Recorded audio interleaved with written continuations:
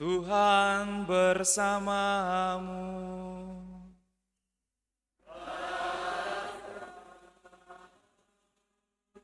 Inilah Injil suci menurut Markus. Dimuliakanlah Tuhan.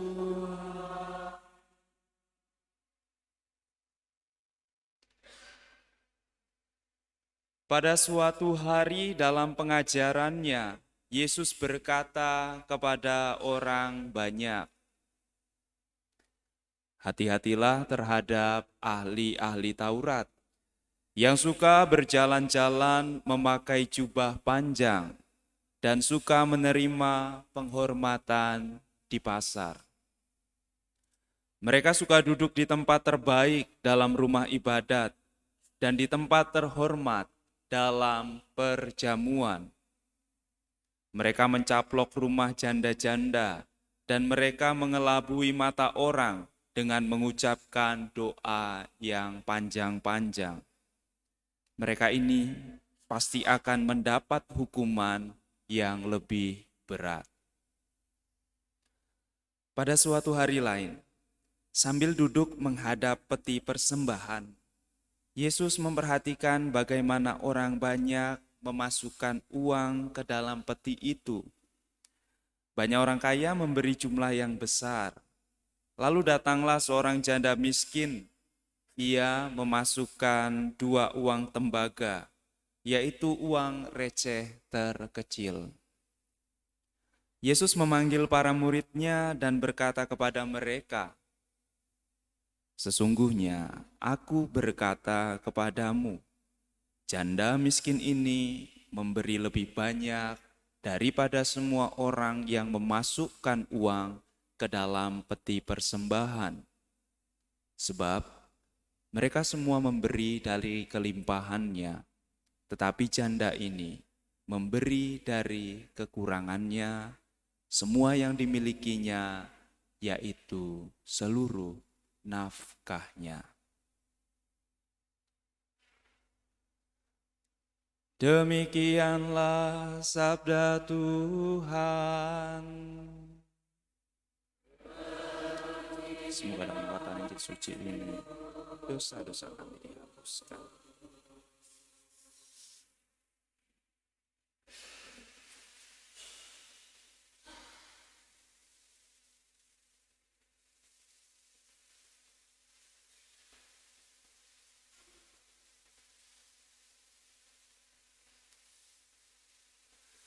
Para suster, saudara-saudari yang terkasih dalam Tuhan, hari ini hari Minggu biasa ke-32, kita mendengar bacaan tentang bagaimana Tuhan Yesus dan juga mencontohkan beberapa orang yang dilihatnya mempersembahkan sesuatu. Ya, jangan dibaca atau didengar lurus-lurus ya. Oh, berarti kita mempersembahkan 2 keping perak saja. Bukan begitu maksudnya. Dan bacaan tentang persembahan ini kita dengarkan setelah beberapa minggu yang lalu kita mendengar bacaan-bacaan tentang pertobatan. Maka urutannya begitu baik. Kita mempersembahkan sesuatu setelah kita memurnikan dan membersihkan hati kita. Maka tidak salah kalau ada sabda yang mengatakan, kalau kamu mempersembahkan sesuatu dan teringat kesalahan dendam terhadap saudaramu, tinggalkan persembahanmu, berdamailah dahulu, lalu kembalilah mempersembahkan itu. Maka sabda yang kita dengarkan hari ini mau menegur kita, mau mengingatkan kita, apakah intensi, apakah maksud hati kita dalam mempersembahkan sesuatu. Dan yang dilihat Yesus adalah intensi itu, intensio itu, maksud itu. Bukan nominal, bukan kuantitasnya, tetapi kualitasnya. Karena Yesus melihat kualitas, maka ia berani mengatakan, janda miskin itu memasukkan derma lebih banyak daripada semua orang. Ia lebih murah hati sebab ia memberi dari kekurangannya, memberi semua yang ada padanya, memberi seluruh hidupnya. Sementara semua orang lain itu memberi dari apa yang tidak dibutuhkannya. Apalagi kalau kita memberi diri kita sesuatu dari diri kita demi diri kita sendiri. Seperti ahli Taurat dan orang Farisi. Memberi supaya dihormati, memberi supaya dinilai, memberi supaya orang-orang tunduk, orang-orang ya melihat mereka lebih besar, dan jangan-jangan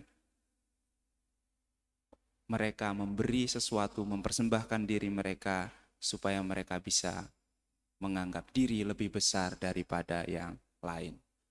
Maka kalau kita memberi persembahan masih memiliki rasa hati seperti itu, sebesar apapun persembahan kita akan tidak dinilai besar oleh Tuhan. Lalu saudara-saudari, para suster dan adik-adikku yang terkasih, saat saya menuliskan homili ini, kemudian saya membuat ibaratkan seperti ini.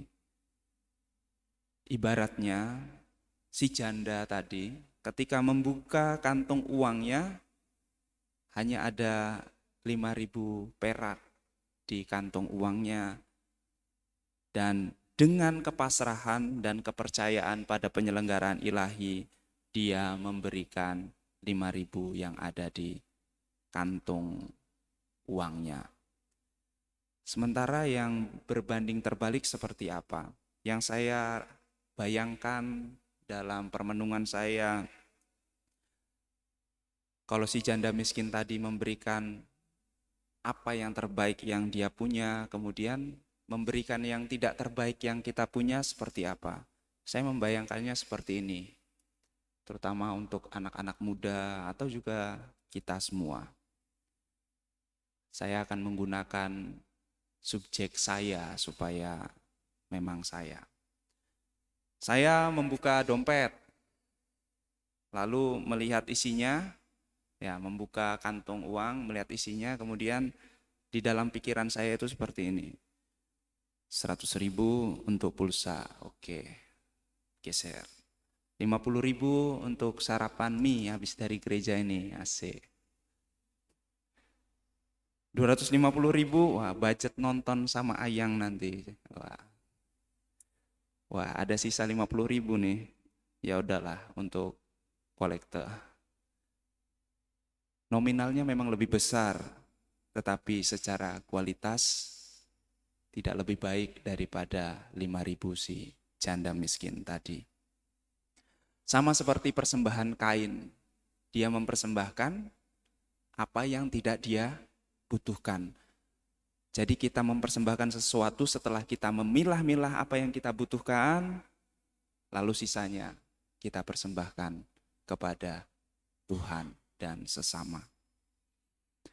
Para suster, saudara-saudari yang terkasih, waktu saya kecil, SD, tahun 2000 sampai 2006, bapak saya pernah secara tidak langsung mengajarkan kepada saya apa itu artinya persembahan. Dan bagaimana bapak saya mengajari saya apa itu artinya persembahan.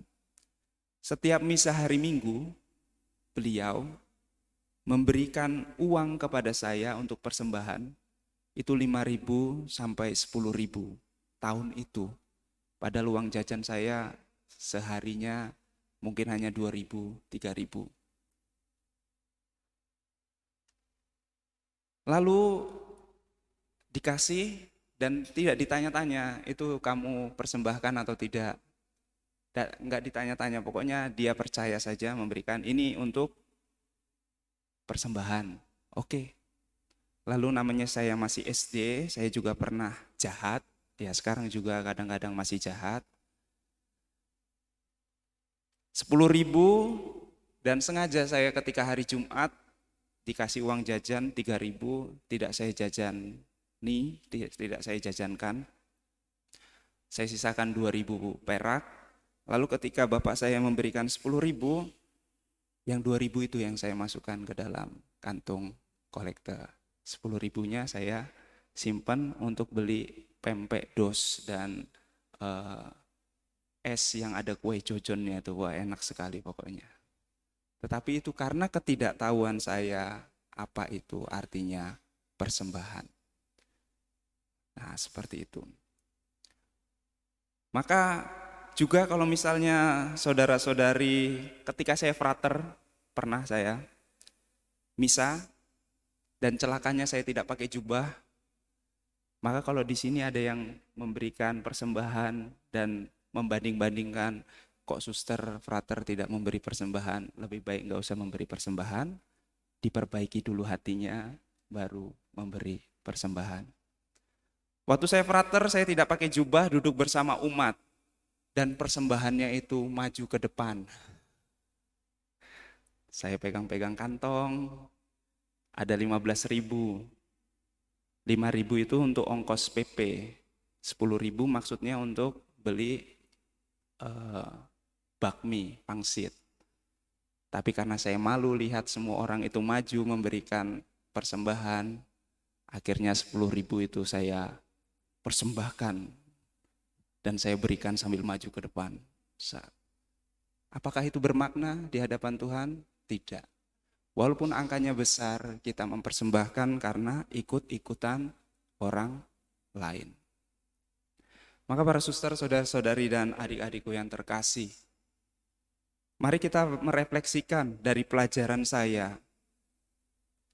Bukankah rezeki yang kita terima itu sama seperti saya menerima 10.000 dari bapak saya masukkan 2.000-nya, 10.000-nya saya terima. Bukankah rezeki yang kita terima itu dari Bapa di surga yang baik? Dan mengapa kita ragu mempersembahkannya untuk Allah dan sesama? Jangan takut uang persembahannya, dipakai Romo nanti. Semua barang pribadi Romo itu, Romo beli dari mengumpulkan uang sedikit demi sedikit untuk membelinya. Jadi tidak ada barang Romo yang dari persembahan umat. Kalau barang milik pastoran, itulah yang dipakai dari persembahan umat. Makan, minum, seperti itu.